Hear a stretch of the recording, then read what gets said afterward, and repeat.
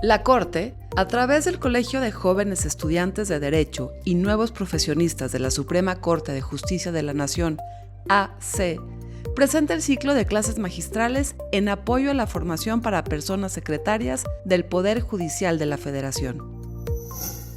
El tema de hoy es sentencia, reglas para su emisión, suplencia de la queja, violaciones procesales, efectos, con el magistrado Héctor Orduña Sosa, del 13º Tribunal Colegiado en materia de trabajo del Primer Circuito. Es licenciado en Derecho por la Escuela Libre de Derecho de Puebla y maestro en Derecho Constitucional y Amparo por la Barra Nacional de Abogados. Ha cursado diplomados como Argumentación Jurídica en el ITAM, Litigación en el Proceso Penal en el Instituto de la Judicatura Federal, la Universidad Anáhuac y la Universidad Alberto Hurtado, y Justicia, Género y Violencia. Ha sido docente en el curso de especialidad en Secretaría de Juzgado de Distrito y Tribunal de Circuito, y en el curso básico de formación y preparación de secretarios de Juzgado de Distrito y Tribunal de Circuito. Como autor, destaca su interpretación constitucional, su colaboración en la obra colectiva Extinción de Dominio y su redacción judicial. En el Poder Judicial de la Federación ha sido oficial judicial, secretario particular y secretario técnico en la ponencia del consejero Jaime Marroquín Zaleta, secretario técnico del Instituto de la Judicatura Federal, secretario de colegiado y secretario de Estudio y Cuenta, adscrito a la segunda sala en la ponencia del ministro José Fernando Franco González Salas. Juez de distrito del Primer Circuito a partir del 18 de noviembre del 2020. Desde el 16 de agosto del 2021 es magistrado del 13º Tribunal Colegiado en materia de trabajo del Primer Circuito.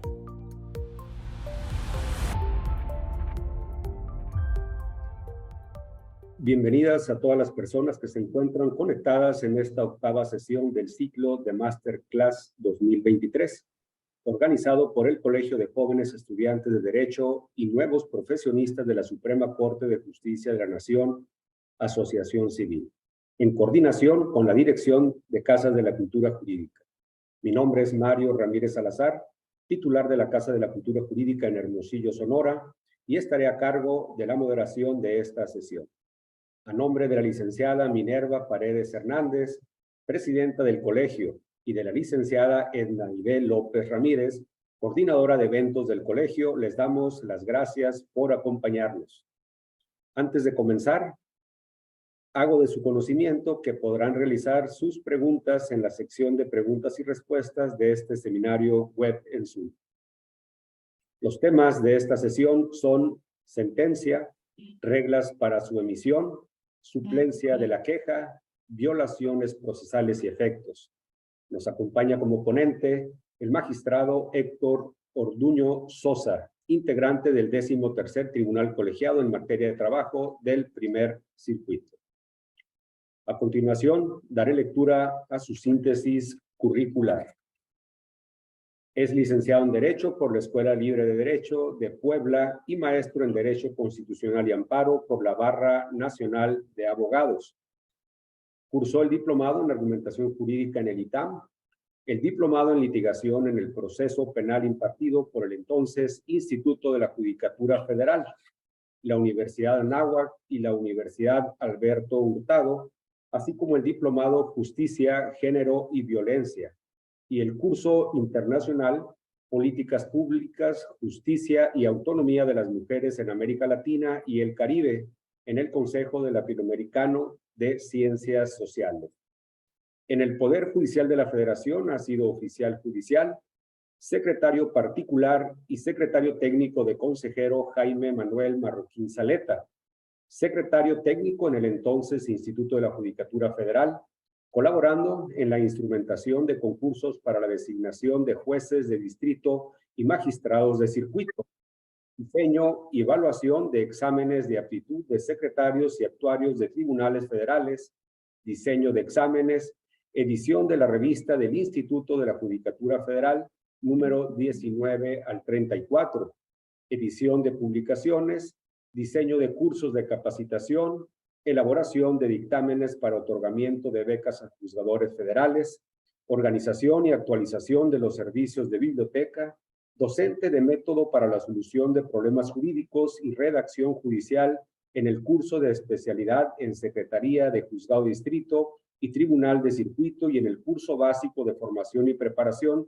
de secretarios de Juzgado de Distrito y Tribunal de Circuito.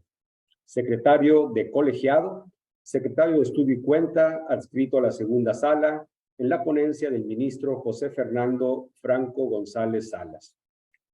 El 18 de noviembre de 2020 fue nombrado juez de distrito del primer circuito y desde el 16 de agosto de 2021 es magistrado del 13º Tribunal Colegiado en materia de trabajo del primer circuito. Es autor de diversas publicaciones de las que se destacan Interpretación Constitucional, una aproximación a las tendencias actuales, colaborador en Marroquín Saleta Jaime, Extinción de Dominio, Redacción Judicial, reseña de Aaron Barak, Purposive Interpretation y en Law, Princeton University Press 2005, Problema Jurídico, algunas sugerencias para su identificación y planteamiento, Loyola Vera Roberto, Estado Constitucional y Democrático de Derecho, Retos para Nuestro Siglo, Universidad Autónoma de Querétaro, 2015. La subcontratación laboral, un análisis a partir de la sentencia emitida por la segunda sala de la Suprema Corte de Justicia de la Nación en revista del Instituto de la Judicatura Federal. También es docente certificado por examen del Comité de Capacitación del Consejo de Coordinación para la Implementación del Sistema de Justicia Penal. Bienvenido, señor magistrado Héctor Orduño Sosa. Sin más preámbulo, le cedo el uso de la palabra con mucho gusto. Buenas tardes a todos. Muchas gracias, maestro Mario. La reseña estuvo muy completa, ya había cosas que me hizo recordar viejos tiempos del instituto y todas las funciones que realicé ahí, que está muy relacionado con la clase que voy a dar en esta masterclass, porque precisamente tiene por objetivo prepararse para ingresar al curso de formación para personas secretarias del Poder Judicial de la Federación. Agradezco la invitación del Colegio de Jóvenes Estudiantes, cuya directora o presidenta es la licenciada Minerva Paredes, a quien le extiendo un saludo y un agradecimiento también a la licenciada Esnaide. Es muy importante la función que realiza el colegio dentro de la Suprema Corte, porque recordemos que el colegio que tiene el primer colegio, o el colegio que agrupa a los secretarios de estudio y cuenta, que tiene publicaciones y tiene ciertas actividades y una visibilidad mayor, es el colegio, como ya lo mencioné, de estudio y cuenta, y surgió este colegio, el colegio de estudiantes, que son el personal profesional jurídico de la Suprema Corte que aspiran a realizar la carrera judicial. Todavía no ingresan al colegio de estudio y cuenta por no tener ese nombramiento, pero que también están realizando una labor importante desde el punto de vista profesional en la Suprema Corte, y muchos de ellos, y de los que nos están siguiendo, aspiran a ingresar al curso básico, que ahora se llama curso de formación de personas secretarias, y finalmente ser secretarios en un tribunal, en un juzgado de distrito, en la Suprema Corte. ¿Por qué no? También aspiran a concursar para ser juzgadores, sea jueces de distrito o magistrados de circuito. El temario, pues, es el temario que publican para el ingreso a este curso, y seleccionaron para mí, o el tema que me fue asignado es el de la sentencia. Voy a compartir pantalla para guiarme y para que vayamos siguiendo la exposición.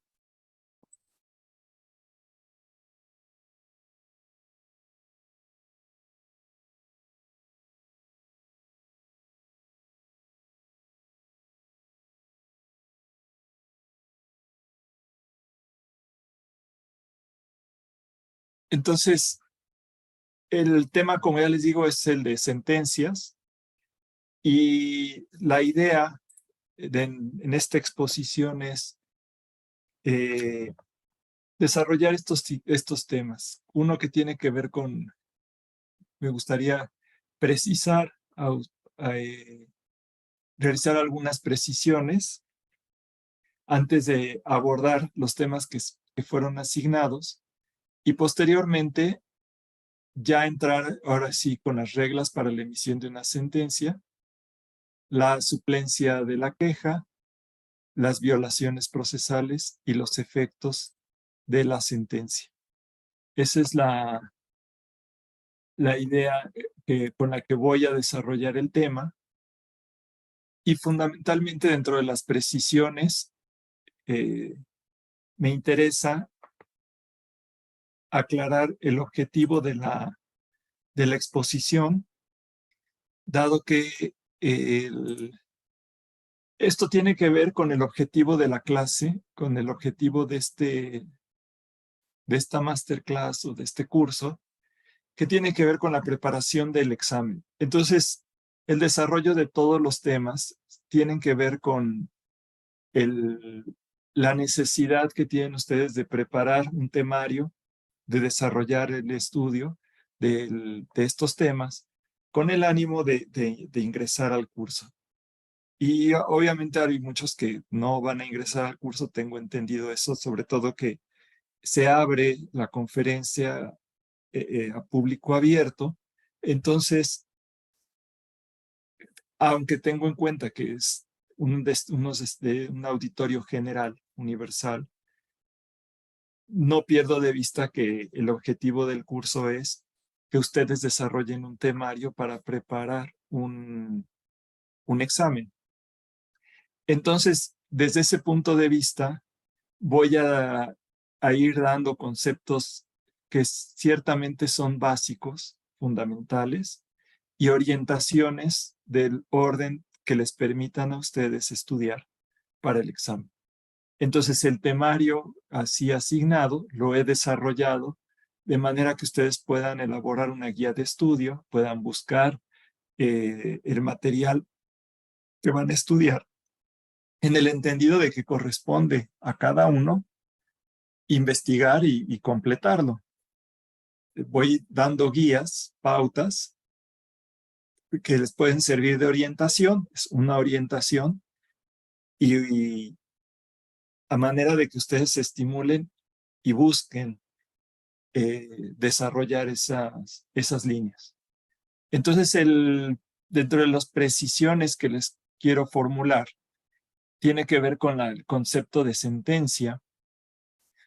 Dentro del concepto de la definición de sentencia, algo de un autor procesalista, tiene incluso el libro que es La sentencia civil de Alfredo Rocco, nos dice que es el acto por el cual el Estado, por medio del órgano de la jurisdicción destinado para ello un juez, aplicando la norma al caso concreto, indica la norma jurídica que el derecho concede a un determinado interés. Esto es desde el punto de vista procesal. Y otro gran procesalista uruguayo, que es Couture, nos distingue entre la sentencia acto y la sentencia documento. Entonces, la sentencia de amparo no es ajena a estas definiciones. Hay una amplia discusión sobre si el juicio de amparo es juicio, si es recurso, pero hay un consenso en el sentido de que termina, sea recurso, sea juicio, con una sentencia. Y que quienes resolvemos juicios de amparo somos juzgadores y ejercemos el poder judicial. Entonces, la sentencia, desde este punto de definición, va a compartir todos los elementos de un acto jurídico, de existencia, de validez, su contenido como un acto de autoridad que emana del Estado, un acto que proviene del juez, que es titular de la función jurisdiccional. En la sentencia se concreta el ejercicio de la función jurisdiccional o del poder judicial. Esto es muy importante porque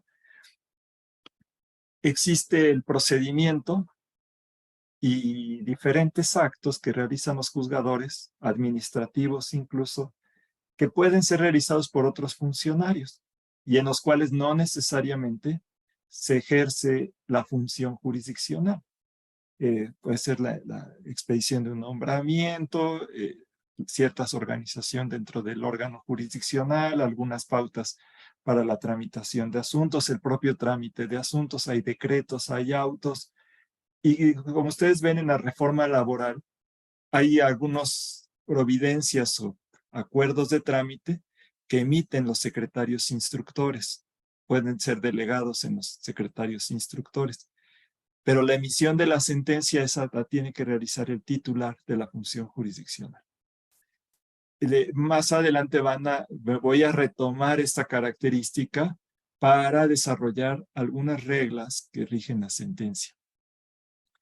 Ahora, dentro de la propia definición que dan los procesalistas, un punto importante es que en la sentencia, al menos en la teoría procesal ya del siglo XX, ya actualmente está en seria discusiones si la sentencia es la aplicación de una norma al caso concreto. Entonces, el juez no decide en un Estado de Derecho el conflicto que se somete a su conocimiento de como un lego o como un jurado por su íntima convicción o de manera en ejercicio de su mera voluntad, sino que tiene que aplicar una norma general a un caso concreto. Y ahí hay muchas teorías que han equiparado la sentencia a un silogismo. Algunos dicen que la argumentación tiene la forma de un silogismo invertido, en el que se busca demostrar que el caso concreto actualiza el supuesto de hecho de una norma y la consecuencia es la decisión del órgano jurisdiccional. Incluso se suele citar las palabras de Montesquieu en el sentido de que el juez es la boca del legislador. Digo que esta estructura del silogismo ha sido ampliamente cuestionada a partir de la posguerra del siglo XX, porque se han desarrollado concepciones que tienen que ver con la protección de derechos humanos, con el análisis de constitucionalidad, que cuestionan el hecho de que el juez sea un ciego aplicador de la ley y como consecuencia que la sentencia sea un mero silogismo. Entonces dicen, se aplica la subsunción y el silogismo, pero también la ponderación. Y hay otras cuestiones argumentativas en la sentencia que llevan a una evolución de este concepto tradicional de sentencia. Pero finalmente, aunque adoptemos conceptos más amplios de argumentación, la sentencia no deja de tener un silogismo fundamental, porque el juez no se manda solo y parte de la garantía de su independencia. En un artículo, el profesor Joseph Aguilo nos refiere que la independencia es esa no influencia por factores externos, pero para que sujetarse al derecho, para sujetar, porque el juez está solo sujeto al derecho. Entonces, la independencia tiene esa característica funcional. Si ven el Código de Ética del Poder Judicial de la Federación, la independencia se manifiesta en tres vertientes, que es independencia, imparcialidad, objetividad, y siempre dice que tiene que estar ajeno a las fuerzas externas, ajeno a las partes, ajeno a sí mismo para aplicar las normas al caso concreto. Entonces, tenemos que la sentencia va a ser un elemento importante en el que se concreta y se protege la independencia judicial, se ejerce la función jurisdiccional para aplicar el derecho y resolver un caso controvertido que tiene las características de ser un caso concreto. Otra característica que quiero abordar como precisión es el juicio de amparo, que como les decía, se discute si es de recurso, juicio, pero no cabe duda que es el medio de defensa para tutelar derechos humanos, ahora derechos humanos. Y así lo establece el artículo 103 constitucional. Tradicionalmente, el juicio de amparo tiene elementos, se ha dicho que tiene elementos fundamentales. Retomando la doctrina elaborada con la ley anterior, es el ministro Mariano Azuela Rivera menciona, y a mí me gusta retomar esos elementos fundamentales porque nos ayuda a estructurar otras reglas del juicio de amparo. Nos refería a él que tiene 3 elementos fundamentales el juicio de amparo, que son la existencia de una persona agraviada, la existencia de una persona agraviada; 2, la existencia de un acto de autoridad; 3, la invocación de un motivo constitucional como base de la demanda de amparo. Entonces, así tenemos estos 3 elementos, 3 aristas que se requieren en el juicio de amparo, elementos fundamentales. Entonces vamos a advertir que algunas causas de improcedencia es porque no hay persona agraviada, otras porque no hay acto de autoridad, porque no hay acto, porque no hay autoridad, y algunas cuestiones que impiden estudiar un asunto es porque no se invoca un motivo de constitucionalidad o pues se frustra el objetivo de la tutela constitucional porque no hay un motivo constitucional que sirva de base a la demanda de amparo. Entonces, sobre esto podemos seguir problematizando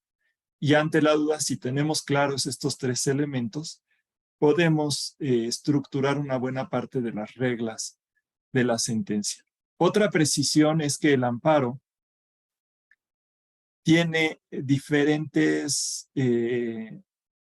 hay diferentes tipos. Aunque el amparo tiene solo 2 modelos de sustanciación, que es el amparo indirecto y el amparo directo, desde el punto de vista procesal, y la ley así lo regula, podemos advertir que existen al menos 3 modos de estudiar el amparo, de clasificarlo, atendiendo al tipo de acto que se reclama. Y cada uno va a tener reglas propias y nos va a afectar también a las reglas que tomamos en cuenta para la emisión de su sentencia.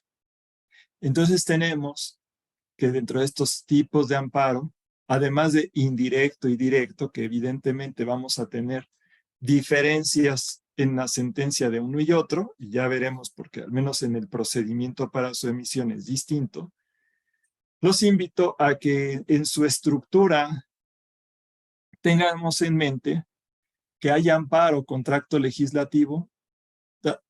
Hago la clasificación, no es extraña en la doctrina manejar esta clasificación, que tiene que ver con la división de poderes. Amparo contra acto legislativo, amparo contra acto administrativo y amparo contra acto jurisdiccional. Entonces, si tenemos en mente qué tipo de acto es el reclamado, automáticamente vamos a tener una serie de reglas que van a aplicarse al tipo de amparo. Para empezar, en el amparo legislativo, en algunos supuestos vamos a tener otro trámite, trámites plazos más acortados. Vamos a tener ciertas reglas para los resolutivos, ciertas causas de improcedencia que no vamos a tener en los otros tipos de amparo. En el amparo administrativo igualmente tenemos reglas, tan solo pensemos en el derecho de petición o en el acto administrativo material que permite que en el informe justificado se fundamente el acto. Existen reglas para la precisión de los actos, existen reglas que se establecen para el principio de definitividad que son propias del amparo contra actos de autoridad administrativa y tradicionalmente el acto administrativo material. Ahora, y el amparo jurisdiccional, que es el que tiene mayor riqueza en la clasificación y en el estudio de conceptos de violación, y que evidentemente un amparo directo va a ser un amparo judicial porque solo procede contra sentencias o laudos provenientes de órganos jurisdiccionales. El amparo judicial, la discusión va a estar mucho sobre las violaciones procesales, cuándo se pueden impugnar las violaciones procesales, cómo se abordan las violaciones procesales. Esta clasificación, por ejemplo, no tiene mucho sentido en el amparo legislativo, y igualmente como algunas reglas del amparo administrativo no van a tener aplicación en el amparo judicial. Entonces, en el estudio yo sugiero, si distinguen estas tres, pueden clasificar las reglas para estos tres tipos de amparos, ayudaría mucho. Cuando revisan tesis, advertir a qué tipo de actos se está refiriendo la jurisprudencia o la tesis que estamos estudiando. Y la otra clasificación tiene que ver con la materia. Muchas veces las reglas para la emisión de la sentencia y su estructura dependen de la materia en la que se emita la sentencia, la materia a la que de competencia que rige el amparo, las tradicionales que son administrativa, penal, civil y de trabajo. Esas son las materias. Dentro de la administrativa podríamos pensar en el amparo agrario, que va a tener sus reglas, y cada una vamos a identificar algunas reglas especiales en la propia ley de amparo y en las jurisprudencias de los órganos jurisdiccionales. Dicho estos son los prolegómenos, las precisiones. Para poder avanzar en el temario, me van a ayudar estas precisiones en la forma de mi exposición, y paso ahora sí a las reglas para la emisión de la sentencia de amparo. Entonces, en cuanto a las reglas para la emisión de la sentencia de amparo,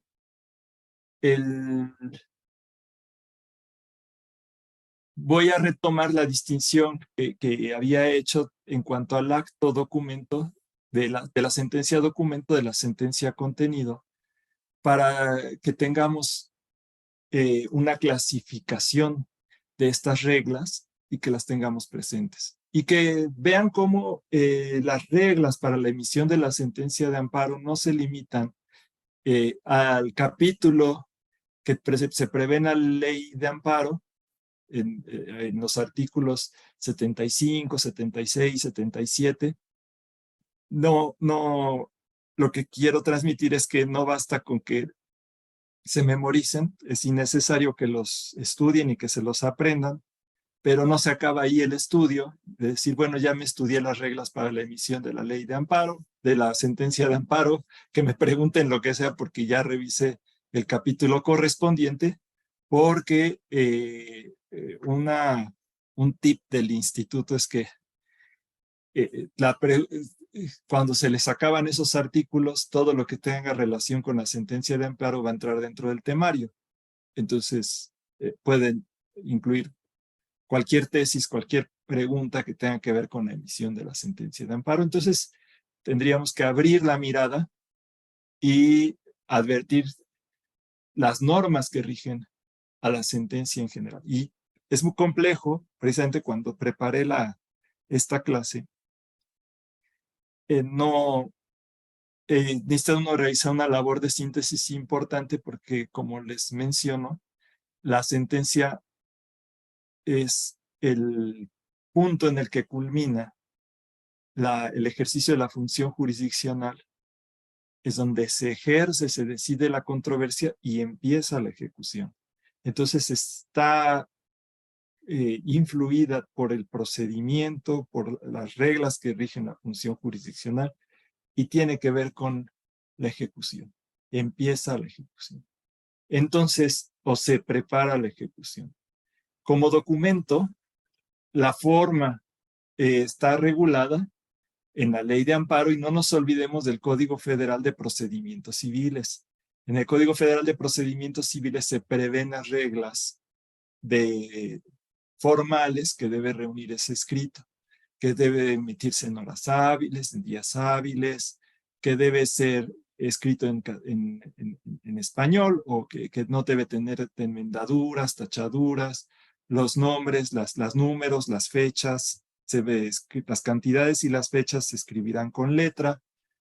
Todo eso está en el Código Federal de Procedimientos Civiles.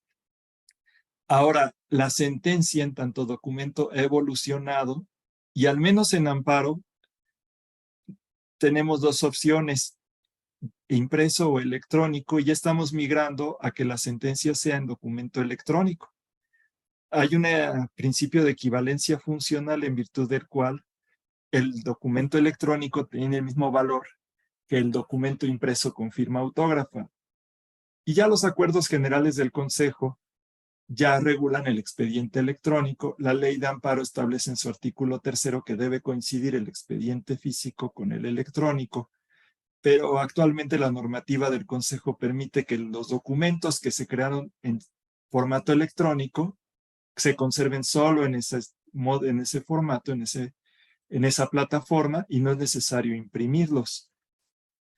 Esto tiene la ventaja de que ya no hay que destruir esos documentos y la conservación es menos costosa, al menos no materialmente, exige menos esfuerzo institucional desde el punto de vista material, porque no hay que imprimir hojas y tampoco hay que destruir o conservar hojas, sino que todo es en archivos electrónicos, que va a tener otras desventajas y otros costos, porque hay que pagar servidores y energía eléctrica para conservarlos, y después tendrás que regularse el tamaño y cuáles archivos se conservan, pero estamos ahorita en un estadio en el que nos permiten conservar las sentencias solo en formato electrónico, firmadas con la FIREL. Y algo importante es que al menos en algunas jurisdicciones ya se permite que la sentencia o las resoluciones se emitan en audiencia. Y entonces ahí viene la discusión de si la sentencia es lo expresado en audiencia o el contenido mínimo que deriva del engrose. Como acto, pues ya se emitió en audiencia y se va a documentar en el acta, cuando se regula en el acta mínimo. Entonces, aquí está evolucionando esta concepción. Por el momento, para el juicio de amparo, su regulación y la práctica nos lleva a que se emita, sea en formato impreso con firma autógrafa o en documento electrónico con FIREL. En cuanto a la estructura, la ley de amparo prevé una estructura, unas partes que debe tener toda sentencia de amparo, que nos habla de que se debe precisar el acto reclamado, las consideraciones, el punto decisorio, debe contener los efectos. Se ha establecido en las jurisprudencias que no es necesario que tenga un formato obligatorio, en el sentido de que deba tener las palabras sacramentales de resultandos, considerandos y resolutivos, que es como tradicionalmente lo estructuramos. Algunos tribunales lo estructuran de otra manera, con antecedentes, consideraciones, puntos de derecho, en fin, le ponen otros títulos, decisión, sería otra forma de estructurarlo. La ley no impide que tengamos otra manera de estructurarlo, pero dentro de la estructura debe haber una identificación mínima que tiene que ver con la fecha, el lugar de su emisión, debe tener las firmas, una identificación de los funcionarios que la suscriben. Y algo importante en la sentencia del amparo es la precisión del acto reclamado, la fijación del acto reclamado de manera clara. Como lo refería, pues es la base. De hecho, las clasificaciones del amparo tienen que ver con el tipo de acto, y siempre toda la decisión va a girar en torno a esa precisión que hagamos, que tiene que ser clara. Luego de la precisión de acto, debemos abordar la certeza de ese acto, luego las causas de improcedencia y luego el estudio de fondo. Va teniendo, puede tener algunos cambios dependiendo del tipo de sentencia y de las cuestiones que se lleguen a presentar ya en la práctica. Por ejemplo, se discute que si la competencia o la personalidad, los presupuestos procesales se tienen que abordar en la sentencia o no. Pues la ley no resuelve eso. La jurisprudencia pues no nos obliga a que lleve un capítulo de competencia. se estila ponerlo, es parte de la fundamentación del acto, pero no está escrito por orden público que necesariamente deba llevar un contenido u otro. Lo que sí dice es que debe tener las partes que ya mencioné y que son necesarias para la decisión de un juicio de amparo. Es importante, la nueva ley, la ley de 2013, nos obliga a poner los efectos. Incluso dice que se deben especificar, en algunos casos dice, los efectos y las medidas para el cumplimiento de la sentencia de amparo, con toda la precisión. Y dice, incluso en los resolutivos, en la parte dispositiva, tenemos, si es necesario, que establecer los efectos. Como les digo, la sentencia, cuando en la materia de redacción, se decía, por la redacción, redactar es plasmar por escrito lo ocurrido, lo pensado o lo querido, así lo define la Real Academia, no estoy siendo con las palabras exactas de la Academia, pero tiene que ver con 3 funciones: plasmar por escrito lo sucedido, lo pensado y lo querido. Entonces, la sentencia va a tener esas 3 partes, si advertimos bien. Lo sucedido o probado, que es los actos procesales y los hechos probados, que es lo ocurrido, y ahí narramos, que son los antecedentes, son los resultandos. Lo pensado, que es la demostración de la aplicación de la norma, su interpretación, cómo llegamos a una norma determinada y cómo la aplicamos al caso concreto, que sería la motivación. Y lo decidido o querido, que va a ser la parte dispositiva, los resolutivos, y en la sentencia de amparo van a estar en los efectos. Por eso yo decía que la sentencia de amparo está a medio camino y es la parte central de la función jurisdiccional, porque se sintetiza, se narra lo sucedido, se razona la solución en tiempo presente y se decide la controversia, y al decidirla, entonces hacemos un documento vinculante. Decían, con base en Hans Kelsen, muchos dicen la norma jurídica individualizada. Ahí Rocco nos dice la norma que protege los intereses, particularizada ya. Entonces damos un acto de decisión que va al futuro, que tiene que mirar hacia el futuro. Por eso decía, en la redacción de los efectos, yo muchas veces en la elaboración de sentencias sugiero hacer el ejercicio, o trato de hacerlo, en el sentido de que el efecto, ¿qué va a hacer la autoridad responsable?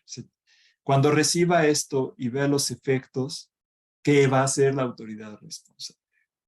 ¿Qué queremos que haga la autoridad responsable? ¿Qué instrucciones le vamos a dar? De esos efectos, de la claridad con la que hagamos esa parte, va a depender en mucho el éxito del cumplimiento, del proceso de cumplimiento y ejecución de la sentencia de amparo. Ahora, en ciertos tribunales, como son los colegiados, y pensando ya en, ustedes colaboran, algunos de ustedes, en la Suprema Corte de Justicia de la Nación o en los plenos regionales, pues una consideración importante, además de los efectos, es el criterio que se va a fijar. Es decir, de esta sentencia, ¿qué va a quedar para la posteridad y qué van a hacer los demás órganos jurisdiccionales con los precedentes que se están dejando en el fallo? Entonces, la redacción, la estructura de la sentencia no solo pasa por demostrar en el caso concreto cuál es la norma, sino que también es pensar en otros destinatarios que van a tomar ese acto como una decisión que va a operar en otros casos hacia el futuro.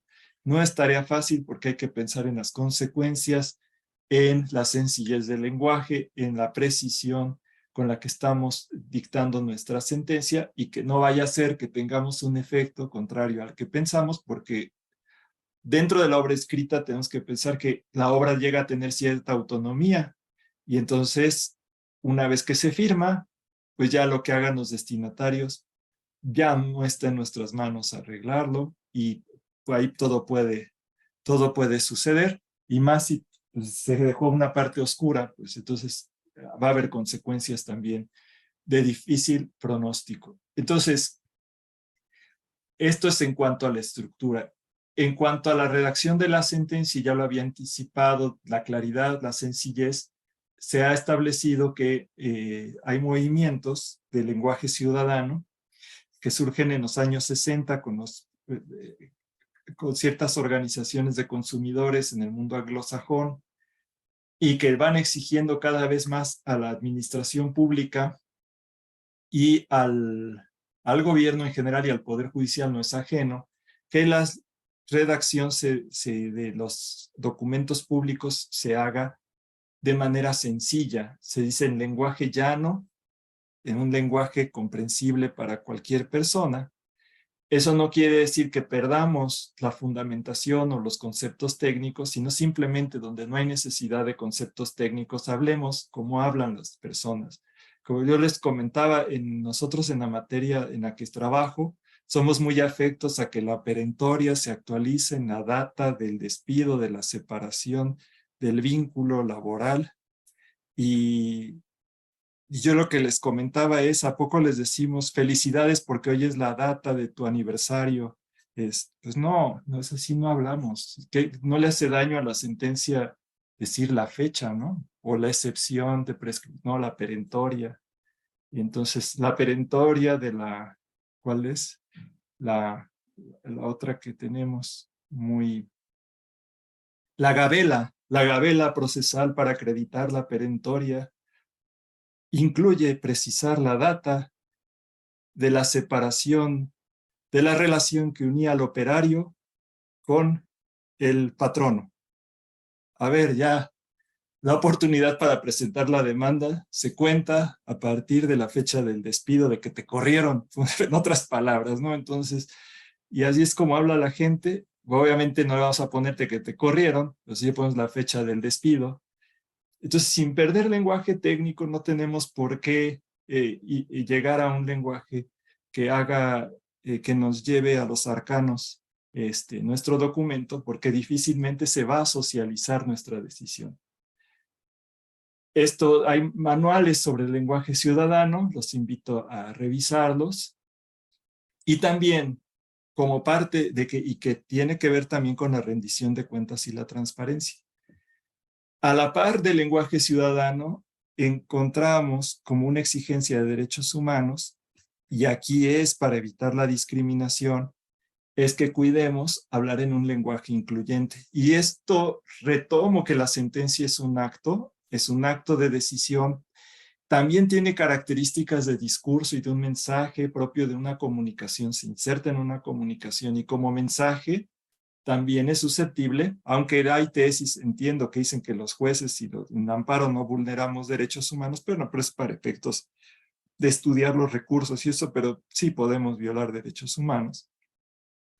Entonces, nuestro mensaje no puede ser discriminatorio en sí mismo, o no podemos usar un lenguaje discriminatorio en sí mismo, y se esperaría que usemos un lenguaje que supere la discriminación que existe en nuestra sociedad. El lenguaje es construido socialmente, entonces vamos a tener una estructura de lenguaje que puede ser, que derive en un uso que excluya a una parte de la sociedad y que se traduzca en discriminación. Entonces necesitamos acudir a estructuras que permitan transmitir la inclusión de todos los grupos. Entonces nos recomiendan hablar en un lenguaje neutro, por ejemplo en género, hablar de personas juzgadoras, personas expertas y no del perito o del juez. Evitar que siempre sea en masculino cuando podemos usar una expresión que incluya los dos géneros. En fin, pero vamos a tener también en perspectiva de discapacidad también que cuidar el lenguaje, porque va a haber expresiones que si las usamos se pueden traducir en un lenguaje discriminatorio. Entonces también tenemos que cuidar esa parte. Y el lenguaje también construye la forma en que pensamos, o la forma en que pensamos se expresa por medio del lenguaje. Y entonces en algunos casos no es solo por las palabras que empleemos, las ideas que estamos empleando también pueden reflejar estereotipos. Entonces tenemos que cuidar esa parte. Entonces no es suficiente con otorgar un derecho de acción afirmativa o de superación o dar un beneficio si estamos usando un lenguaje discriminatorio. Ahora, para los que estamos en tribunal colegiado, esto se vuelve todo un reto porque, y es lo que les comentaba de toda la evolución de la decisión, porque ahora que las deliberaciones se transmiten en público y ya es algo irreversible, al menos por el momento se ve como algo irreversible, de que la deliberación se transmite en público, empieza a surgir la cuestión de, tan solo si ustedes ven una sesión del Pleno de la Corte, es qué integra la decisión, el documento del engrose o también lo que expresaron los ministros o los magistrados en la sesión. Tradicionalmente podría decir, ay, magistrado, usted está creando un problema donde no lo hay. La sentencia es la que se publica en el engrose. Pero lo que se socializa y lo que se comunica en primera instancia, pues es lo de la sesión. El engrose va a salir días después, con suerte en unas semanas, luego, o a veces en meses, sale después el engrose. Y lo que empieza a aplicar la gente es el boletín de comunicación social, lo que se dijo en la sesión, las partes tratándose de colegiados pues, están al pendiente de la sesión. Entonces, ¿qué sucede si el magistrado, voy a poner el caso de un magistrado, porque me parece que ya lo plantearon en la corte como agravio, que el magistrado emplea un lenguaje discriminatorio en la sesión? Entonces, como parte de la decisión, el titular, la persona magistrada, así, empleó un uso discriminatorio del lenguaje, partió de un estereotipo. Creo que hizo un comentario sobre el estado civil de la persona, sobre las relaciones que tenía con los beneficiarios y de manera privada pues podría ser algo que a él le causara hilaridad, pero como parte de una decisión pública no es un lenguaje propio de una persona que debe actuar con independencia, objetividad, imparcialidad y además que es garante de derechos humanos. Entonces debemos cuidar esa parte también. Además, si están involucrados derechos de personas con discapacidad o de infantes, niños, niñas, adolescentes, debemos acudir, además del lenguaje ciudadano, tenemos la obligación de formular el formato en lectura fácil, en la medida en que se trate de un ajuste, porque en materia de discapacidad, entonces tenemos que realizar ajustes para facilitar el acceso a la justicia. Esto es en cuanto a la forma. En cuanto al contenido, los invito a que no solo se basen en la ley de amparo, vean ahí 73-79, sino que ampliemos también que el marco normativo también nos rige las disposiciones constitucionales, el primero como órganos que tutelamos derechos humanos, el 14-16 como garantías de seguridad jurídica, el 17 que nos obliga a analizar la controversia y resolverla de manera efectiva, sin vulnerar la igualdad entre las partes ni el debido proceso, actuar con justicia pronta y toda la regulación del 107, donde vienen los principios del juicio de amparo. Dentro de esos principios, a la sentencia se le aplica el principio de relatividad, el de estricto derecho, el de mayor beneficio. Los invito a leer al autor Luis David Coaña B. Integra ya el más principios y lo integra con otros principios, aquellos que rigen la sentencia de amparo. Y como les menciono, la sentencia de amparo no se rige solo por los principios de relatividad, estricto derecho, y ahora el del mayor beneficio, sino que también vamos a tener principios propios de toda decisión judicial que están involucrados en el juicio de amparo, como es el de exhaustividad, congruencia, el debido proceso, el derecho al debido proceso, la imparcialidad, la igualdad procesal, la inmediación y el principio de proacción. Todos estos van a tener en cierta medida o en cierto grado aplicación en el juicio de amparo.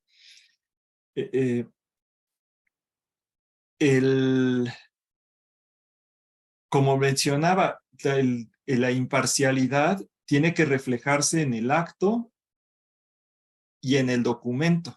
Es decir, el acto debe dictarse con imparcialidad, no dar sospechas de parcialidad, mostrar la independencia o no dar sospechas de que se perdió la independencia, pero además la redacción debe cuidar la independencia, la imparcialidad y la objetividad. Cuando pongo imparcialidad, estoy tomando cierta licencia, retomando un poco el código de ética que habla de independencia, imparcialidad, objetividad, pero son trillizas, van juntas.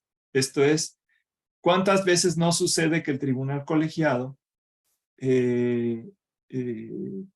pierde en cierta forma la objetividad? Por decirlo, el juzgador, las personas juzgadoras perdemos objetividad cuando hay redacciones que parten de la víscera, de la emoción, que nos puede generar un caso. Y entonces, como les decía, no solo en la sesión realizamos afirmaciones que pueden ser estereotipadas o emotivas, sino también en la sentencia se atraviesan emociones, sea frente a nuestros propios compañeros en órganos colegiados o frente a la autoridad responsable o frente a las partes. Y entonces, en lugar de que la decisión, como dice Rocco, sea la aplicación de la norma que se deriva de la interpretación del derecho al caso concreto, termina siendo un sermón o una reprimenda innecesaria frente a una de las partes o a los compañeros o al tribunal homólogo con el que no se comparte la decisión o al juez al que se le está revisando. Entonces, ese tipo de redacción puede llevar a que a pesar de que la decisión sea imparcial, parezca parcial. Entonces, como la mujer del César, no solo hay que serlo, sino parecerlo, la sentencia también debe estar revestida de esos principios y reflejarlos. Y también tener el cuidado que en su elaboración se cuide la igualdad procesal, no por ser exhaustivos y tener el proacción vamos a descuidar a la otra parte o nos vamos a desorientar de los argumentos de la contraparte. Entonces, es un equilibrio complicado porque hay que atender a todas las partes, hay que atender a todos los argumentos, hay que resolver lo efectivamente planteado y hay que facilitar la defensa y el acceso a la justicia. Y en poco tiempo, porque aparte debe ser de manera pronta. Y además, como somos garantes de derechos, la sentencia no puede perder de vista la perspectiva de protección a los grupos desprotegidos o especialmente protegidos por tratados internacionales, por la Constitución, y eso nos lleva a dictar las sentencias con perspectiva de género, perspectiva de infancia, perspectiva de discapacidad, con interculturalidad. De hecho, ya hay algunos compañeros que han traducido las sentencias a lenguas indígenas o que toman en cuenta las costumbres de las comunidades para dictar la sentencia, y también perspectiva de orientación sexual, de expresión de género, en fin, tomando en cuenta el contexto de la persona a la que va dirigida la sentencia y sobre la que se está resolviendo el asunto. Una regla importante para la emisión de las sentencias de amparo tiene que ver el artículo 76 como una parte central, es decir, como acto, como fondo, la principal regla es que tenemos que resolver la cuestión efectivamente planteada y para ello el juzgador tiene amplias facultades para ordenar y agrupar los conceptos de violación, pero nos dice la ley sin variar los hechos. Sin variar los hechos puede ordenar y agrupar con la intención de resolver la cuestión efectivamente planteada. De manera, yo los invitaría a pensar para aproximarse a esta regla no es que el juez invente conceptos, no es que el juez integre los conceptos, porque los conceptos tienen que ser los que alegan las partes. Precisamente uno de los principios del juicio de amparo es el de instancia de parte. Entonces, no se trata de que el juez sustituya su voluntad por la de las partes, sino que le ordene, agrupe los planteamientos de las partes, que son los conceptos de violación, los motivos por los cuales considera que existe una vulneración a la ley, sin variar los hechos en ningún momento, pero aquí lo importante es aproximarse a la cuestión efectivamente planteada. La contrapartida o el otro lado es evitar el hombre de paja, la falacia del hombre de paja. La falacia del hombre de paja es tomar dos argumentos de la otra parte, o en este caso los conceptos de violación en su versión más débil. Entonces, para facilitarme el trabajo, entonces si me dice el fallo no está fundado y motivado, entonces le contesto sí está fundado y motivado porque te citó los artículos y te dijo las razones por las que se aplicaba. El juez no me valoró las pruebas, sí te las valoró porque en el apartado tal, ahí está la valoración. Ese es como que tomar el argumento, empezar a entresacar los conceptos de violación en su manera más formal, de manera que hasta parece que el quejoso no sabe derecho y qué fácil quedó el asunto, porque lo vamos contestando en su versión más débil. Y entonces dice, oye, que el artículo tal es inconstitucional, pues el artículo tal no se te aplicó y la interpretación que tú das no se citó y esta tesis que tú dices no se te aplicó. Y si vamos contestando así, estamos incurriendo en la falacia del hombre de paja, porque estamos tomando el argumento de las partes en su versión más débil. Aquí de lo que se trata es, toma el argumento en su versión más fuerte, júntalo, agrúpalo y ponlo como si tuvieras al peleador más fuerte, derrótalo, y si lo derrotas siendo el más fuerte, entonces tendrás un argumento muy fuerte para derrotarlo. Y si no lo puedes derrotar, pues dale la razón. Esa es la parte del debate, de la argumentación. Tomar el argumento de la parte en su versión más fuerte. Si yo estoy en su lugar, ¿qué quiero decir? ¿Hacia dónde quiero ir? Y de las posibilidades de lectura que tiene su demanda, ¿cuál es su versión más fuerte? Entonces ese es el punto del 76, yo así lo capto. Ahora, en cuanto a la valoración de pruebas, en el juicio de amparo también hay valoración de pruebas, obviamente con las pruebas que se admiten en el juicio de amparo, y aquí vamos a tener reglas sobre valoración. Lo más frecuente en el amparo judicial es que las pruebas tienen que apreciarse tal como fueron desahogadas ante la autoridad y conforme a las reglas de valoración de la ley que rige el acto. Y entonces vamos a tener pruebas, valoración para la materia penal, valoración para la materia civil, valoración para la materia laboral. Y otro punto importante para el fondo tiene que ver con la calificación de los conceptos de violación. Hay toda una variedad y técnicas para calificar los conceptos. El que tiene la razón es fundado, cuando no tiene la razón es infundado y cuando no se pueden estudiar son inoperantes. Eso es en términos generales. Pero dentro de los inoperantes tenemos inoperantes por deficientes, inoperantes por insuficientes, inoperantes por novedosos. Antes había ineficaces, ineficientes, inatendibles. Es decir, ha habido cierto consenso en reducirlo solo a tres, a fundado, infundado e inoperantes. De términos sencillos es fundado, tiene la razón el planteamiento. Infundado, se estudió y no tienes la razón, sea porque la ley no es aplicable, porque no se interpreta como tú dices o porque no está aprobado lo que tú me estás afirmando. Inoperantes es porque la base que tú me estás dando para estudiar, o sea, tu planteamiento no lo voy a estudiar. No voy a decirte si tienes o no la razón porque hay un impedimento jurídico, puede ser una imposibilidad o porque no hay acto de autoridad o porque no hay agravio o porque no hay motivo. Vean los tres elementos que dice el ministro Azuela Rivera que me impiden estudiarlo, porque hay cosa juzgada, porque no se hizo valer a tiempo. Entonces ahí viene lo que llamamos la inoperancia, pero inoperancia es porque estamos imposibilitados, impedidos para estudiarlos.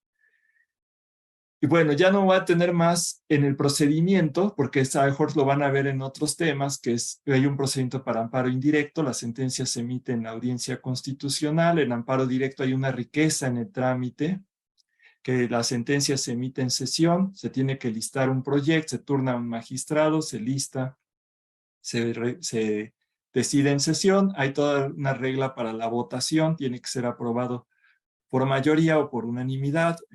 En la corte pues, vamos a tener minorías y hay votos particulares. Si el magistrado vota en contra, tiene que emitir un voto particular. Si él comparte el proyecto, pero se aparta de de algunas consideraciones o por consideraciones distintas, se emite un voto concurrente. Y por lo regular, se emite el engrose en tribunales colegiados, son 10 días hábiles para emitir un engrose. Hay una serie de reglas que rigen que cuándo puede quedar en lista un asunto, cuándo se aplaza, cuándo se retira. En fin, estas son reglas en cuanto a la ley como producto de un procedimiento. Para la preparación de su examen, yo les sugiero leer en cuanto al fondo el libro de la magistrada Adriana Campuzano Gallegos, el manual para entender el juicio de amparo, nos va llevando de la mano con los criterios jurisprudenciales de la emisión de la sentencia. Está actualizado, los expone de manera, no está pegado ahí todo el texto de las tesis, sino que nos va llevando de la mano con los criterios, tiene cuadros sinópticos. Darle una estudiada es repasar los criterios más actuales y la ley en esta materia.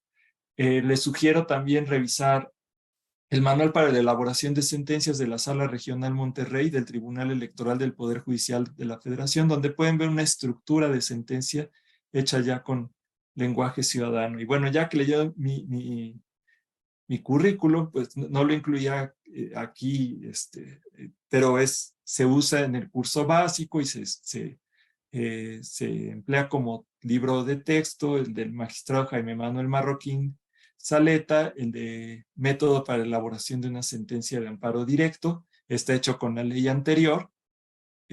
Para el ingreso al examen, para el curso, es el de la magistrada Campuzano, porque van a tener la ley y los criterios. El del magistrado Marroquín es así que para su vida y para proyectar y para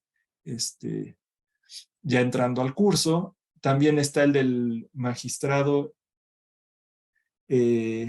Humberto Suárez Camacho, que escribió junto con el ahora juez Juan Pablo Gómez Fierro, que les va a exponer lo de suspensión. También sobre elaboración de proyectos de sentencias de amparo indirecto. Eso es en cuanto a las recomendaciones para el estudio. Aquí pongo algunas reglas en esta diapositiva sobre el estudio de conceptos de violación en amparo directo en general, que los alegatos se pueden formular, los deben estudiar. Aquí hay traigo esta tesis para mostrarles cómo se hace una distinción entre el estudio acto del documento. Entonces, aunque los colegiados sí están obligados a estudiar los alegatos del amparo directo, no necesariamente deben plasmar el estudio o la consideración en la sentencia. Esto es importante. Aunque se deben leer los conceptos de violación, no necesariamente se tienen que transcribir, y van a encontrar tesis de que no es necesario transcribir los conceptos de violación, no por eso va a ser menos válida su sentencia, en fin.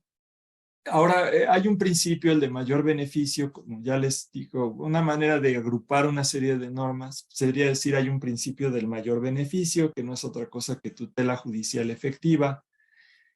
Se puede advertir en diferentes artículos de la ley y de la Constitución, que es el 17, párrafo tercero, en el artículo 74, 174, 182, en el 189, en el 182, que es que el orden que tradicionalmente teníamos de estudiar primero en orden lógico, procesales, formales, fondo, ahora se hace el estudio conjunto y se privilegia aquel que dé mayor beneficio al quejoso. Así tendríamos que operar. O sea, vamos a reponer el procedimiento, vamos a conceder por un concepto de forma cuando no haya uno de fondo que le dé un mayor beneficio al quejoso. Y en general, por el principio de concentración, nos obliga a estudiar todas las cuestiones procesales en una sola oportunidad para evitar las reposiciones, estar evitando los amparos para efectos una y otra vez y tratar de solucionar las cuestiones controvertidas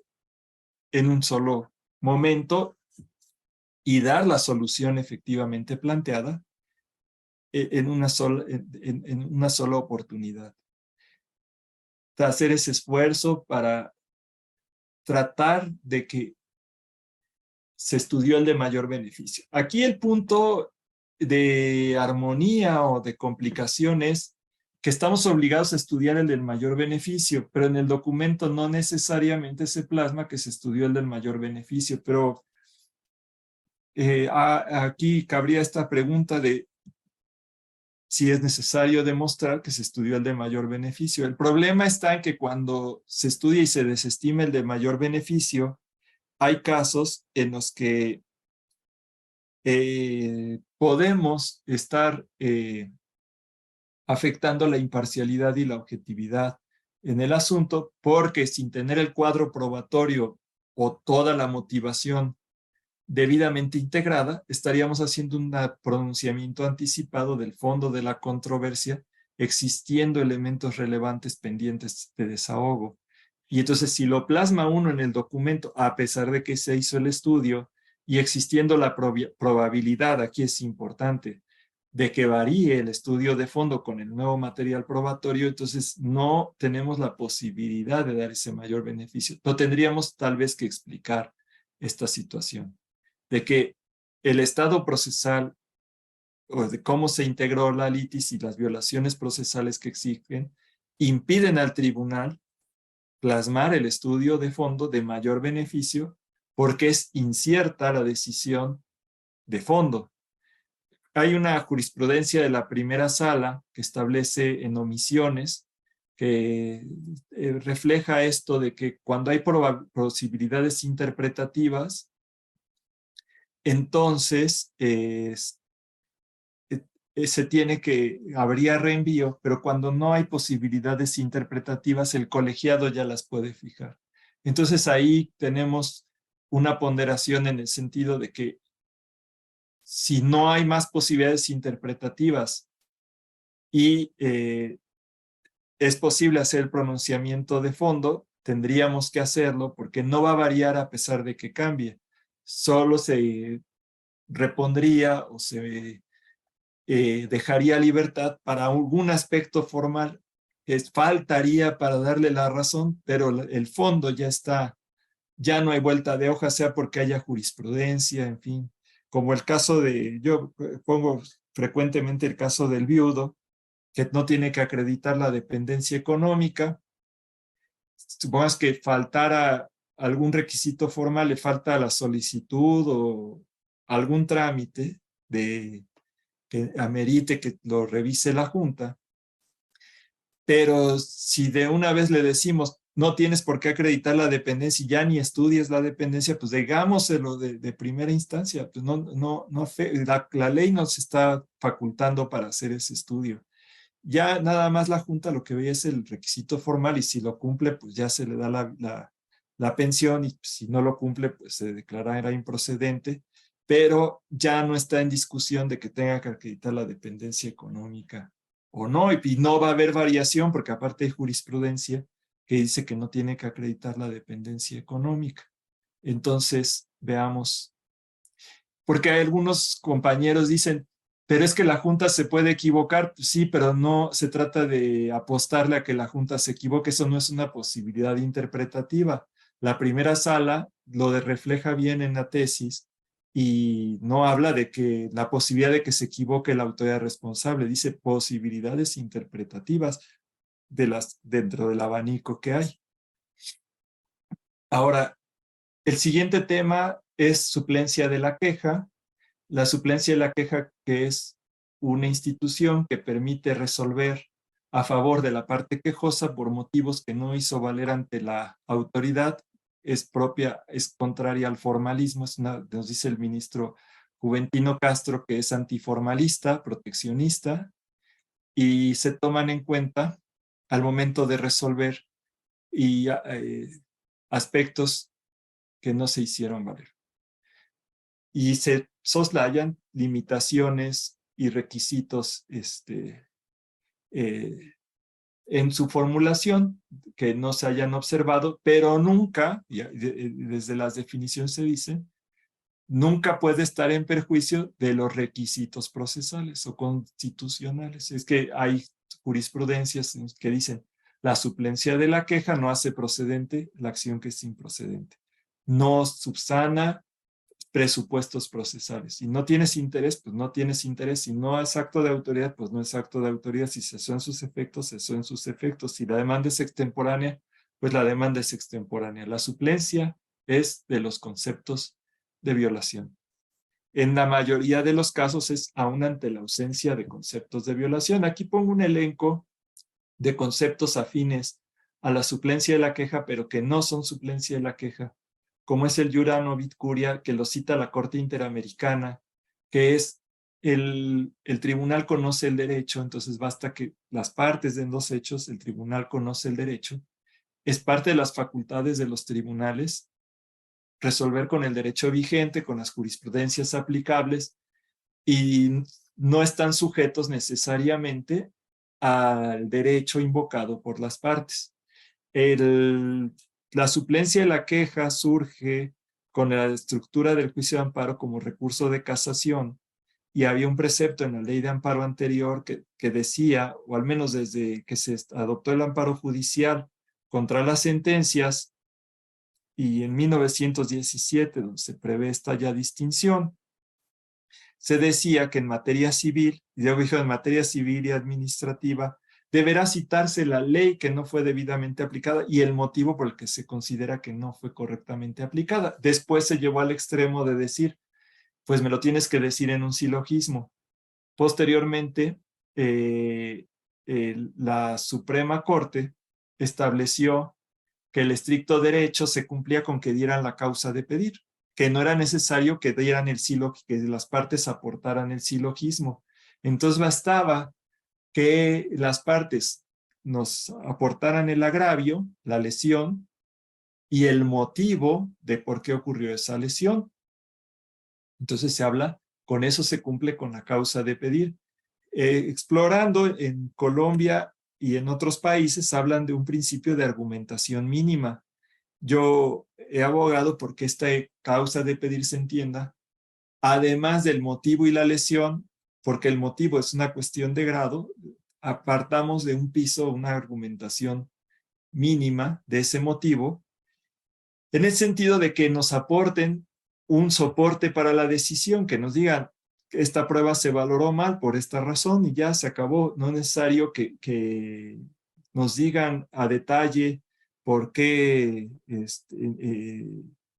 en qué parte está mal valorada, es decir, sí en por qué razón, es decir, porque no son contestes los testigos, porque no declararon correctamente, pero me parece que ir más allá de que no son contestes porque la tesis tal de la Corte dice que deben ser contestes y es aplicable esta tesis y no esta otra, y además porque la doctrina dice esto, no, yo creo que pedirle argumentación jurídica es un despropósito. Esto es parte del jura novit curia y además, desde mi punto de vista, eso es exigir un alegato. Ya no es la causa de pedir o la argumentación mínima del concepto de violación que hace que haya una instancia para que el juzgador esté en posibilidad o la persona juzgadora esté en posibilidad de pronunciarse.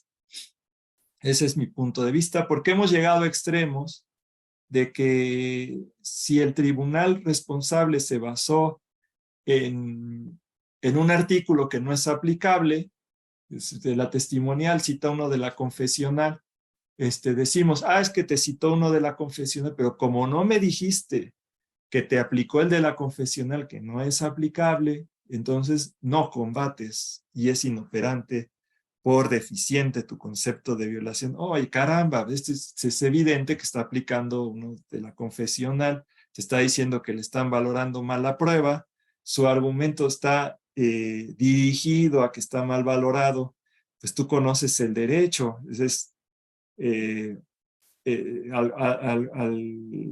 por ejemplo, estoy yéndome al absurdo, ¿no? Algún cuestionario, es que formuló la pregunta y no lo hizo en una afirmación sobre un hecho propio y le aplica lo de la confesional y dice está mal valorada porque no me dejó hacer el interrogatorio como yo quería y no formulé la pregunta. Y entonces vamos a decir, es que la Junta te citó el artículo de la confesional, pero como no desvirtúas que ese no es aplicable y tú eres el patrón, esto es de estricto derecho, no te puedo suplir, es deficiente tu argumento. No, yo creo que eso es no es el propósito del estricto derecho. El estricto derecho surge como un resabio de la casación, una forma de limitar el amparo civil, de exigir que nos aporten el derecho, es decir, el motivo de la impugnación, y ya después la Corte nos modula y nos dice basta que digan la lesión y el motivo. Recientemente en los amparos directos, la Corte en la segunda sala, en los amparos directos 27-29 de 2022, hace ahí un estudio de la causa de pedir, y ya nos deja claro que es el motivo y la lesión y que debemos tomar en su integridad la demanda de amparo. Dice, incluso podemos tomar del proemio, del petitorio, integrar la causa de pedir, pero siempre tratando de resolver la cuestión efectivamente planteada. Otro concepto que también es corrección, pero no es suplencia de la queja, es la corrección del error de la disposición citada. Es lo que les mencionaba, pero tiene que ver más con la disposición constitucional y se me vulnera la garantía de audiencia prevista en el 8 constitucional, se quedó el error dice, pues sí citó la de seguridad jurídica o la de audiencia, pues es el 14 o 16, o el derecho a la seguridad social y me dice el artículo 21, pero pues es 123, y ya se busca la fracción en la que esté, 19, pero vaya, si hay un error en la fracción, pero se puede advertir cuál es el derecho que se está diciendo como violado, entonces hay una corrección del error. Como ha aplicado la Corte Interamericana, Iuria Novit Curia, tiene que ver con, se impugna libertad de asociación, pero ve que es libertad sindical, hace el cambio de derecho humano, así es como entró en Lagos del Campo a estudiar estabilidad en el empleo y temas de derecho laboral, con el principio de Iuria Novit Curia, lo ha hecho. En amparo, no me queda claro que eso sea corrección del error, variar el derecho invocado, por ejemplo, vienen por derecho de petición y advertimos que es derecho a la seguridad jurídica, entonces ese ajuste pues ya sería el cambio del derecho humano, pues cambias toda la argumentación, es como que de los temas ahí que habría que analizar en qué casos si es una corrección de la disposición invocada y en qué otros casos estamos variando el planteamiento en su causa de pedir. Hay garantías que son muy cercanas, libertad de asociación, libertad sindical, pero hay otros que la variación del derecho sí nos va a llevar a toda una variación del estudio. Tan solo pensemos en casos de derecho a que puede haber derecho a la salud, discriminación y seguridad jurídica. Cada uno tiene su técnica, cada uno tiene sus argumentos, entonces hay que ser cuidadosos en cómo se va precisando el derecho humano violado. El otro tema es el del control difuso de constitucionalidad y convencionalidad del principio por persona y las perspectivas de protección de derechos humanos, los que ya referí de género y en general, que participan de la suplencia de la queja en el sentido de que se aplican en favor del quejoso, se aplican cuando el tribunal los advierta. El principio pro persona, la Corte ha dicho que lo tiene que argumentar, su vulneración la tiene que argumentar el quejoso, tiene que darnos unos elementos para demostrar su afectación. No basta decir, porque muchos ponen y aplica en su concepto de violación y aplica el principio pro persona. Y el principio pro persona, el control difuso, la protección de derechos humanos, como ya los decía, no son palabras mágicas que hagan procedentes los amparos, que revelen todos los motivos de vulneración que pueden derivarse de un acto cuando estos no se advierten de manera sencilla y tienen que ser demostrados, pues es tarea de los abogados de las partes mostrar con causa de pedir esa vulneración, porque no basta que digan principio pro persona y que el tribunal vuelva a valorar ex novo toda la sentencia y todas las pruebas y revisar todo el derecho aplicable y hacer el trabajo que debió haber hecho el abogado de las partes, sobre todo cuando no hay suplencia de la queja. Y la suplencia de la queja tiene esa peculiaridad que es cuando lo advierte el tribunal, está obligado a aplicarla en beneficio de las partes. Si no la advierte o no le beneficia, pues no va a decir nada la sentencia. Y entonces, si lo planteamos en causa de pedir, el tribunal está obligado a contestarlo y a estudiarlo y a desestimarlo. Si nos esperanzamos a una suplencia o al control difuso, oficioso, o al principio pro persona, esperando que el tribunal como garante de derechos humanos lo vea, pues puede ser que nos arriesgamos a que no lo vea. Y si no es evidente, pues entonces no se puede exigir que esté obligado a hacerlo a nuestro favor. Entonces, algunos autores han dicho que la suplencia de la queja es una especie del principio iura novit curia, pero este es el novit curia, el conocimiento del derecho es más amplio que la suplencia, incluso se puede aplicar en algunos casos de causa de pedir o de corrección del error. Es un principio general. Les digo que la Corte Interamericana usa este principio. Ahora, el siguiente, en cuanto a la suplencia de la queja, como les mencionaba, en casi todos los supuestos en que opera la suplencia de la queja se debe aplicar aún ante la ausencia de conceptos de violación o de agravios, salvo en la fracción sexta, que sí exige que haya conceptos de violación, no necesariamente la violación que uno, porque se está supliendo, es decir, la violación manifiesta de la ley que en materia civil o administrativa se llegue a advertir, no es necesario que, pero sí debe haber conceptos de violación. Esto puede ser importante, por ejemplo, ante la decisión de si se sobresee o no un juicio por ausencia de conceptos de violación. Si hay suplencia, por ejemplo, un amparo de trabajador, pues no vamos a sobreseer por ausencia de conceptos de violación.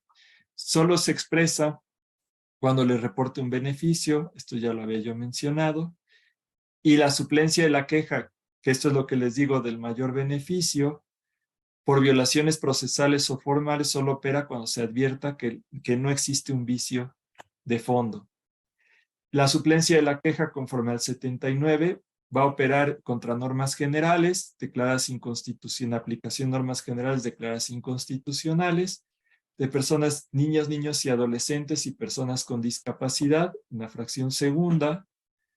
Cuando se altere el orden y desarrollo de la familia, ahí tenemos que ir haciendo un caso por caso, y las personas que se encuentren en clara desventaja por razones de pobreza o marginación.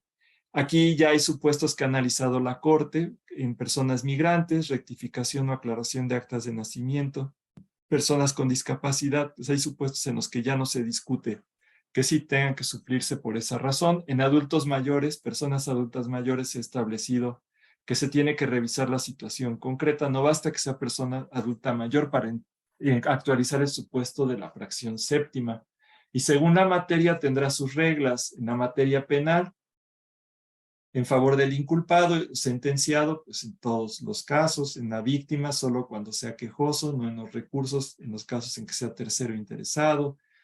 Los supuestos de materia agraria tendrían que revisar cuáles son, a quienes se les suple. En materia de trabajo, solo cuando es trabajador, y cuando es patrón, en ningún caso se le suple, ni siquiera se aplica la fracción sexta. Cuando es según la materia, ya no se aplica la fracción sexta, y esa interpretación la Corte la hizo en materia de trabajo porque dice, entre el párrafo con en otras materias, entonces dice, en otras materias distintas a la de trabajo, y sería pues penal, agraria, en otras materias se suple cuando hay una violación manifiesta de la ley. Caso típico, el emplazamiento. Y en el emplazamiento es donde les digo, dice, con que impugne el emplazamiento es una violación de las más graves, entonces tú tienes que analizarlo. Si adviertes una violación en el emplazamiento, aunque no te haya dicho, esa es la suplencia. No es necesario que te diga el actuario no se cercioró del domicilio, nada más le suples en qué forma no se cercioró del domicilio. No, tú adviertes que no se cercioró correctamente del domicilio y el emplazamiento es inválido, pero obviamente tendría que haber más conceptos de violación. Entonces el patrón ni siquiera en este supuesto, en conflictos intersindicales, cuando no existe esa disparidad capital-trabajo, tampoco se suple la deficiencia del trabajo. Son reglas particulares de cada materia que tenemos que atender. Luego, otro tema que se toca en el temario tiene que ver con requisitos para analizar violaciones procesales. Y en esta diapositiva intento sintetizarles que para que se pueda analizar una violación procesal en el amparo directo, que es donde tiene sentido este planteamiento de violaciones procesales, aunque en indirecto vamos a tener ciertos actos emitidos en procedimientos seguidos en forma de juicio, en los que también tenemos que analizar violaciones procesales, pero para amparo directo, que es donde la ley sí prevé que se puedan analizar y plantear violaciones de amparo procesales, es decir, al procedimiento de que se emitió la sentencia o laudo, primero no deben ser materia de amparo indirecto, por ejemplo, la incompetencia, o porque tengan una afectación en derechos sustantivos. Si es así, pues debió agotar el amparo indirecto. Y luego, formalmente, se debe expresar la forma en que trascendió en su perjuicio al sentido de la sentencia o laudo. Aquí hay que tener en cuenta que no sean niños, niñas, adolescentes o supuestos en los que estén excluidos, como pueden ser los trabajadores, que no estén obligados a referir cómo trascendió la violación procesal.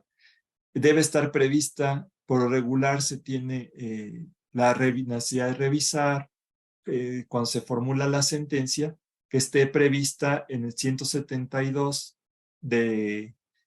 173 de la ley de amparo. Es un catálogo que nos permite saber cuándo se afectan las defensas del quejoso en la materia civil o laboral o administrativa y en la materia penal, pero son catálogos que no son exhaustivos, son catálogos enunciativos, pero en la redacción de nuestra sentencia por lo regular se tiende a identificar en qué supuesto se encuentra de afectación. Esto es una herencia de la casación que tenía motivos tasados para casar una sentencia y actualmente quedó. Estas violaciones se pueden plantear a manera de ejemplo en el amparo directo. Si no encuadra exactamente, tenemos y otras que se parezcan. Finalmente en la última fracción dice y otras que sean análogas, podemos ubicar la que sea análoga, pero es una buena costumbre y ubicar en qué fracción está, identificar cuál es la afectación de defensas. Va a haber violaciones procesales que no trasciendan y que no afecten defensas, pero que sean una violación a la ley del procedimiento, pero que en realidad no sea necesario repararlas en amparo directo, es decir, reponer por esa violación. Y otro supuesto que deriva del principio de definitividad es que el quejoso haya agotado el recurso medio de defensa contra la violación procesal, salvo los casos de excepción que prevé la propia ley, como pueden ser, insisto, los casos de trabajadores, el ofendido en la materia penal, en fin.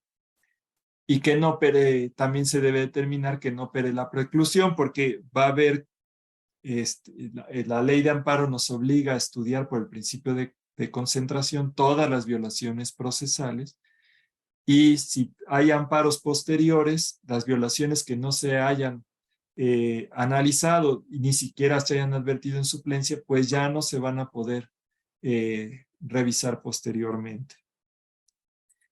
Bueno, para terminar, en cuanto a los efectos, yo les advierto sobre una clasificación sobre los efectos atendiendo al grado de vinculación de la autoridad.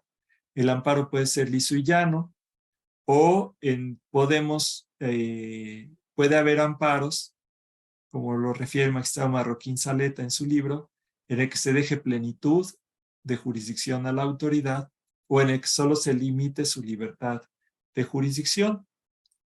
El amparo liso y llano, aquel que destruye completamente el acto y no da ningún efecto adicional que deba realizar la autoridad, basta que lo deje insubsistente y con eso se repara la violación y no hay manera, el típico liso y llano no puede volver a emitir uno en el mismo sentido, sino incurriría en repetición. Hay facultades discrecionales en que aparentemente es liso y llano, pero la autoridad sí conserva facultades para volverlo a emitir. En materia jurisdiccional es muy común la plenitud o la libertad de jurisdicción. En los casos de plenitud, por ejemplo, no está firmado el laudo, queda en plenitud de jurisdicción para dictar uno nuevo con cualquier contenido.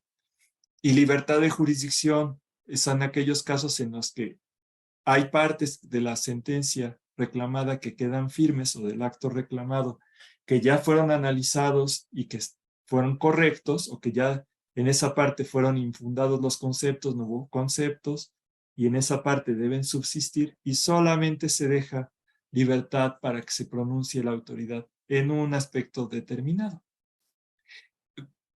De manera, frente a la plenitud y libertad, se establece que en amparo hay reenvío, y esto es una herencia de la forma en que se reguló el amparo, casación. Se copió de la casación esa parte, y tenemos un sistema, al menos en el amparo jurisdiccional, de que la autoridad de amparo no puede sustituirse a la autoridad responsable, sino que tiene que dejarle la libertad de jurisdicción para que la autoridad responsable emita el acto en cumplimiento.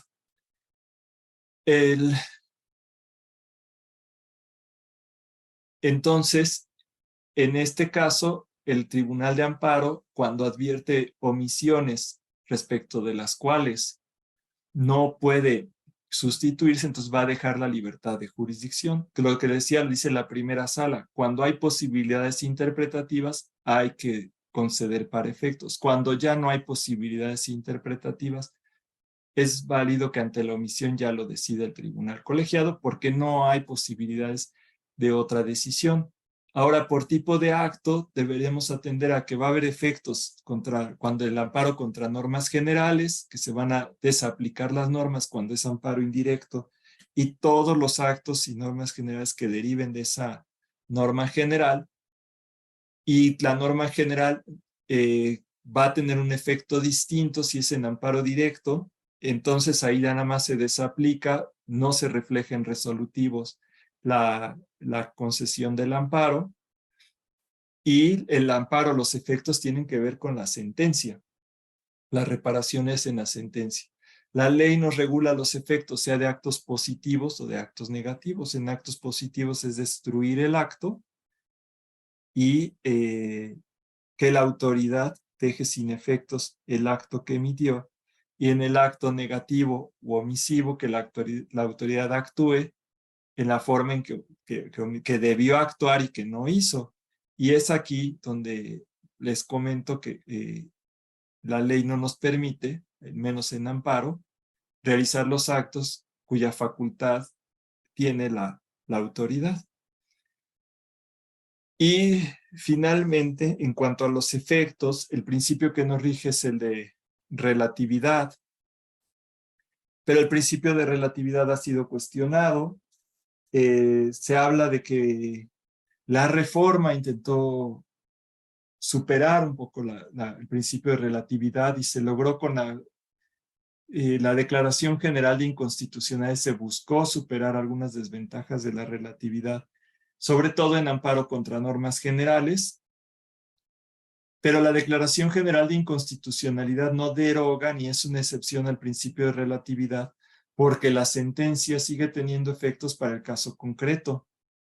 Entonces el amparo solo va a tener efectos para el caso concreto, para las quejosos las partes, el acto, que fueron materia de la sentencia de amparo y no va a tener efectos generales. Cuando se integra jurisprudencia, entonces, y existe la votación y el procedimiento correspondiente, entonces sí va a tener efectos generales la reiteración o la integración de la jurisprudencia en la que se haya declarado inconstitucional una ley, pero la sentencia sigue teniendo efectos relativos.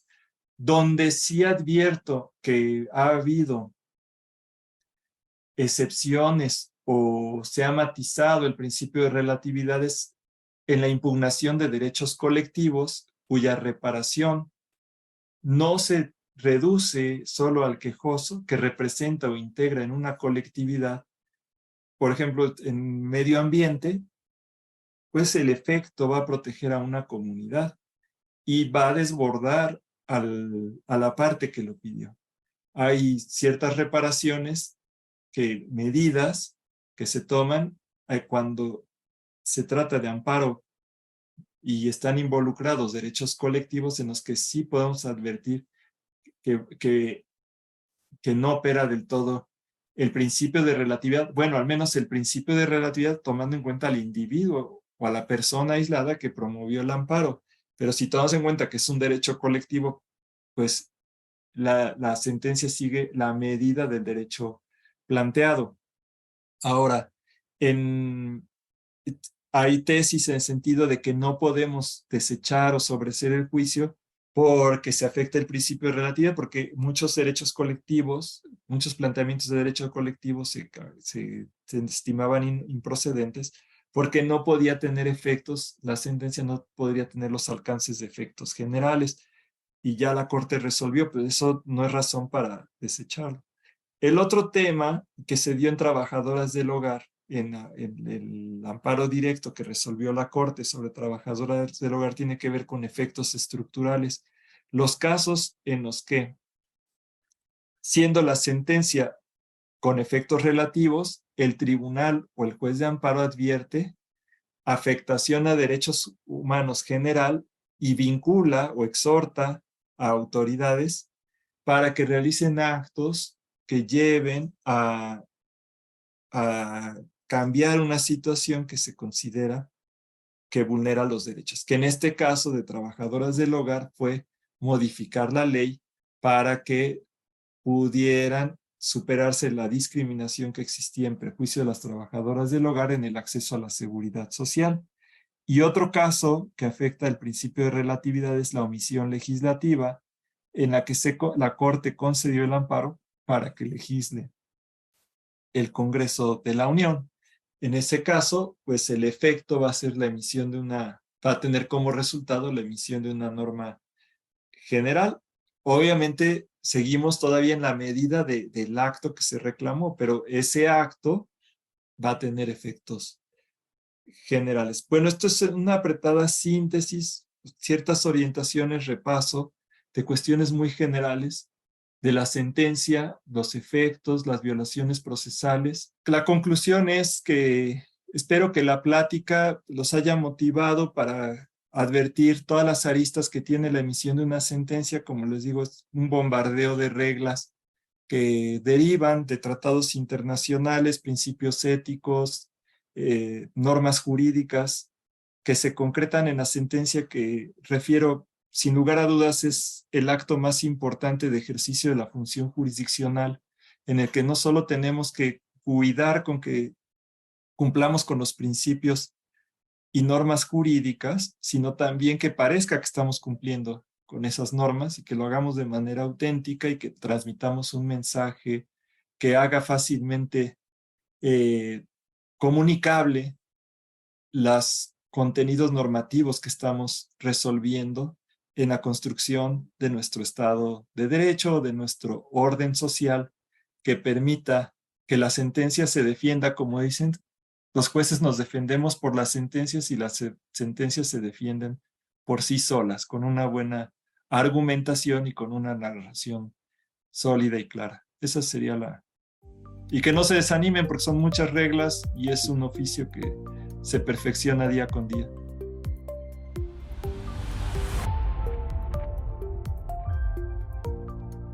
La Corte presentó la clase magistral, sentencia, reglas para su emisión, suplencia de la queja, violaciones procesales, efectos, impartida por el magistrado Héctor Orduña Sosa.